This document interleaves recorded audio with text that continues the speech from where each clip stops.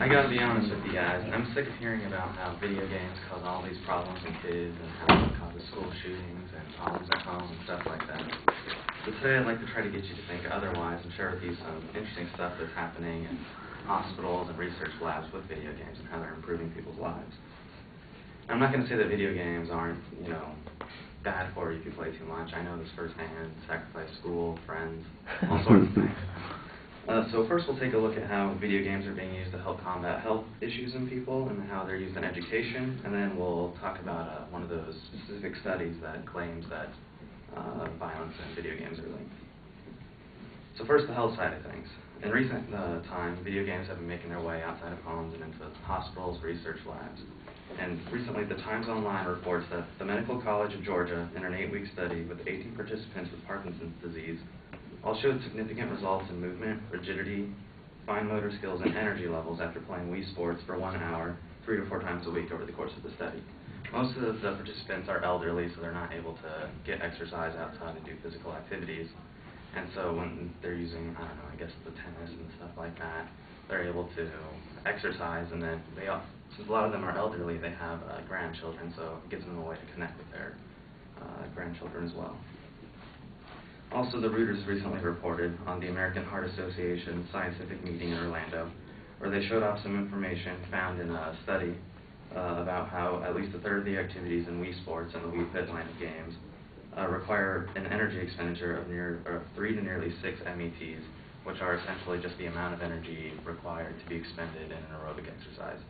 And 3 is essentially moderate intensity, and then 6 is like intense, like physical activity. It doesn't stop there. The Robert Wood Johnson Foundation announced on November 5th that they would be donating nearly $2 million in grant money to 9 schools, including USC and UC San Francisco, on studies about how digital games can improve players' health. You can see there's a lot of interesting stuff going on, and I would expect that a lot more would be coming, especially as the next wave of consoles is approaching. Now we'll take a look at how video games and education are meshing. Now, I don't know about you guys, but when I was a little kid, we had like the computer lab at school where we could go and play all sorts of games like Oregon Trail and Math Muncher or Carmen Sandiego or something like that. And those memories, they still resonate with me today as just fun times making fun of my friend who just died in Oregon Trail. And so it's good to hear that these video games and more are even being pushed largely in schools today. Just last week, President Obama held a rally for a new campaign he's starting called Educate to Innovate. And the campaign's long-term goal is to essentially make the kids of today, several years down the line, be the leaders of math and science in the world tomorrow. And in part, this will be used with educational video games in school and at home. Now, 2 days after that, researchers at the University of North Carolina, Wilmington's Watson School of Education completed a 26-week study in which a first-person adventure game was used to help kids reinforce math skills. The results were pretty positive. 90% of the kids thought the game was fun, which is kind of necessary to get people to play it. 67 thought the game's complexity suited them well, meaning they were able to control the game and the interface was fine. And 89% thought the game allowed them to use their math skills that they learn in class and apply them into the game. It won't be long before games like this make their ways into schools everywhere. And while nothing beats the classics, I sure wish I had a first-person math adventure game to help me with my times tables back then.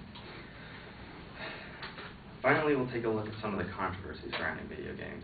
Those studies that claim that they're linked together, violence and video games, and how they cause all these problems.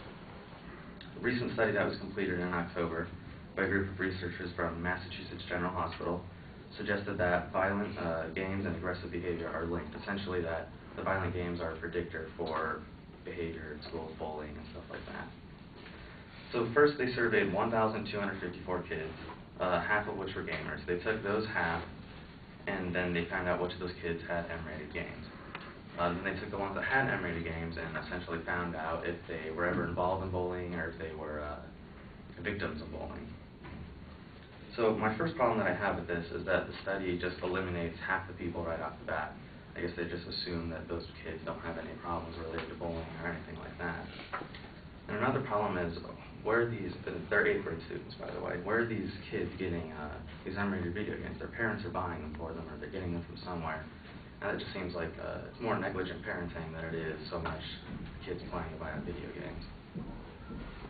Lastly, kids have always been fighting with each other, long before video games, before rap music, before movies and TV shows.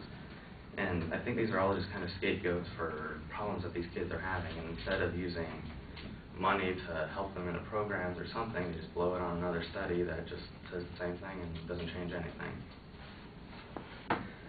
So today I looked over with you some of the highlights of the good things that video games have been doing to help people all around the world. And then we took a look at one of the studies.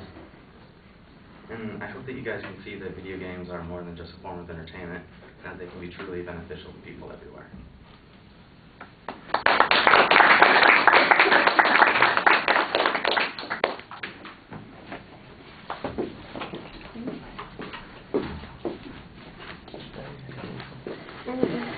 So Anne, what did you think? I thought overall it was presented pretty well. He had a clear thesis and he was pretty animated. I thought it was cool that the elderly are using Wii for exercise, and he had a good use of facts and quotes to support them, and also he related to the audience very well with like the reference like Oregon Trail. And then he supported his claim well about bullying and violence not really being related to video games because they don't, I don't know, they didn't study it very well, I guess. And then one of my suggestions would maybe be to just maybe speak a little louder.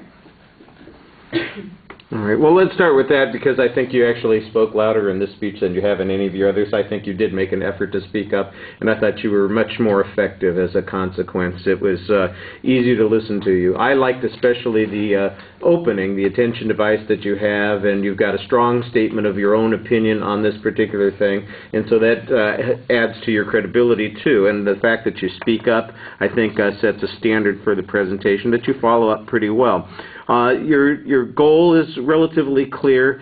You signpost the supporting points pretty well. I'm not quite sure that the structure is the most effective. I think because you wait to challenge the negative issues to the very end, that leaves us with a less positive impression. You're kind of playing defense in that situation instead of being, the aggressive defense of the video game. So I think maybe that would have been a good thing to start with. Let's talk about what the problems are with these kinds of studies, why it seems to be kind of self-serving and circular, that there are other issues that we ought to be paying attention to. And then now let me tell you why these things are really pretty valuable, and I think that it would have a stronger persuasive impact if it builds that way. I thought that your challenges on the studies needed to be a little bit stronger. I think there's some valid criticisms in academic circles and in social circles about the nature of the studies.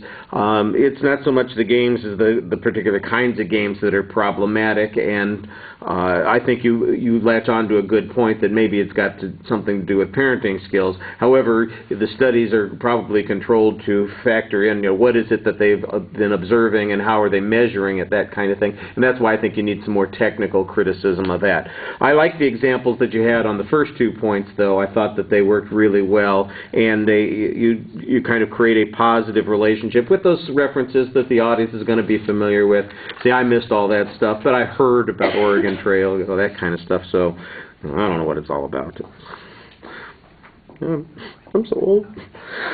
All right, no, but I thought, like I said, those other 2 points worked really well. So make that third point the first point, get a little bit better evidence on that, and then the rest of the content of the speech I thought was really solid. In the presentation, I thought you did a really nice job. Not just with your voice, doing a better job at that, but you're very animated while you're speaking there. You're not overly dependent on the script. You have to look at the notes occasionally. I wouldn't say your eye contact was great because you do have a tendency to talk down sometimes and look down, but your gestures are involved. Your body movement seems to be forceful and related to the things you're talking about. So if we can just get those things a little bit more integrated, I think you'd be in great shape. All right, thank you.